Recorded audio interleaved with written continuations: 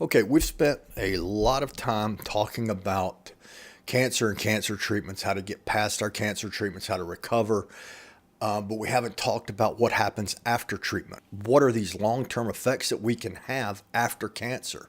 One of the primary long term physical effects of cancer and its treatments is fatigue. Many of us have experienced persistent tiredness, especially during our treatments and during our recovery period, which impacts our quality of life. This can continue after your treatments. You may find yourself still being tired. I find myself now really kind of tired a lot during the day, more than I used to be. So maybe that's one of these long-term effects. Maybe I'm suffering from that. Additionally, chemotherapy and radiation therapy can cause damage to healthy cells, which can lead to issues such as organ dysfunction, organ failure, infertility, secondary cancers. And the next would be maybe emotional and psychological effects. Emotional and psychological effects of cancer should never be overlooked. Some of us may experience anxiety, depression, post-traumatic stress disorder due to the trauma of getting a diagnosis with cancer, or the treatment journey. Maybe it becomes so difficult that you're really down about it. So this is something that can affect us. Coping with the fear of recurrence. That's really huge. I know there's quite a few of us who have had that thought. What do we do when it comes back? And I think that's always in the back of our mind. And that's not something to hide from. That's something to reach out and embrace. And if necessary, let's start reaching out for some help, counseling, etc., and start dealing with it before it becomes a serious issue. Number 3 would be cognitive effects.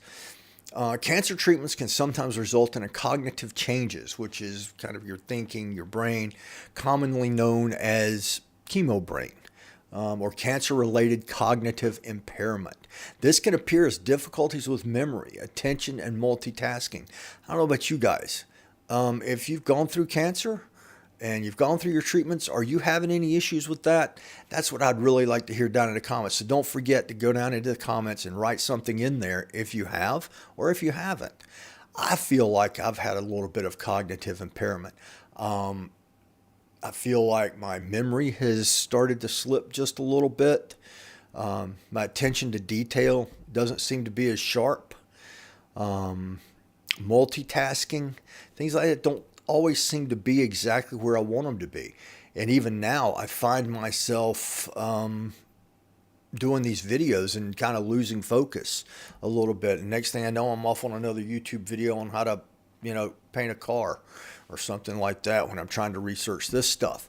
So this is the kind of stuff I'm talking about. So this is all stuff that's being studied, but we need to be aware of it. While the exact causes are still being studied, it's believed that chemotherapy, hormonal therapy, and radiation therapy may contribute to these cognitive effects. Financial impact is number 4. And of course, financial burden of cancer can be absolutely overwhelming, depending on your insurance, if you have insurance. Your medical bills, ongoing treatments, lost work days can put a significant strain on us as we try to continue to live our lives. It's extremely difficult to do that when you are getting cancer treatments and recovering from cancer. Even after successfully completing treatment, we may face those challenges with employment and obtaining insurance coverage due to pre-existing conditions.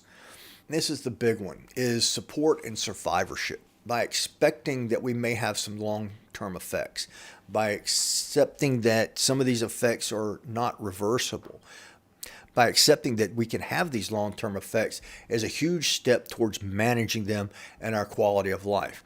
We have to remember there is support available.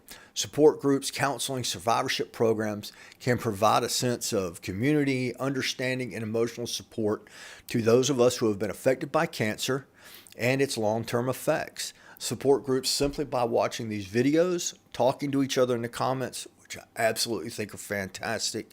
I get a lot out of those comments myself. Regular exercise, balanced nutrition, and stress management techniques can improve physical and mental well-being. It's essential that we work closely with healthcare professionals to develop personalized survivorship plans. We're not all the same. This person's plan may not work for this person, and my plan may not work with either one of you. However, like I said in the last video, we can pull tools from each other's toolboxes and find ways to work through this survivorship and find a good survivorship plan. By recognizing that all of these issues do exist and we prepare ourselves mentally and physically, we can overcome these long-term challenges. Just like we overcame the short-term challenges of having cancer, overcame the challenges of our treatments and our recovery. We can not only survive these challenges, but thrive as well, and in the end, beat cancer. Thanks for watching. Talk to you later. See ya.